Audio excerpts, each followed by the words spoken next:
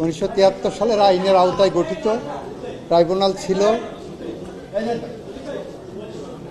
এবং সেই ট্রাইব্যুনালের কন্টিনিউড প্রসেস। এটা মানবতা বিরোধী অপরাধের যে আইনটা, সেই আইনটা 1973 সালের 19 নম্বর আইন। সেই আইনের আওতায় এই ট্রাইব্যুনাল গঠিত হয়েছে। জুলাই আগস্ট গণঅভ্যুত্থান যেটা হয়েছে, সেখানে যে রেঞ্জে মানুষ মারা গেছে, যেভাবে গেছে, এখানে দেখাচ্ছে মানবতা বিরোধী অপরাধের উপাদান আছে। আইনের যে ডেফিনেশন আছে, সেই ডেফিনেশনের মধ্যে ক্রাইম এগেনস্ট হিউম্যানিটি আইসিসি স্ট্যাটিউটের আন্ডারে যে ডেফিনেশন, আমাদের 1973 সালের আইনেও সেই একই ডেফিনেশন আছে। সেই ডেফিনেশনের মধ্যে যারা পড়বে তাদের বিচার প্রক্রিয়া এখানে হবে। As simple as it is.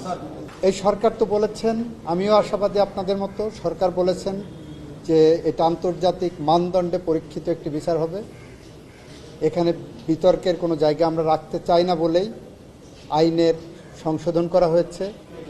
কনসালটেশনের বেসিসে আইন সংশোধন করা হয়েছে এখানে, এবং সেখানে যা যা প্রয়োজন একটি নিরপেক্ষ, স্বচ্ছ, জবাবদিহিতামূলক এবং ন্যায় বিচার প্রতিষ্ঠা করার জন্য যা যা প্রয়োজন তা সবই এখানে নিশ্চিত করা হবে বলে আমি প্রত্যাশা করি। এবং সেখানে অ্যাটর্নি জেনারেল অফিসের কোনো সহযোগিতা লাগলে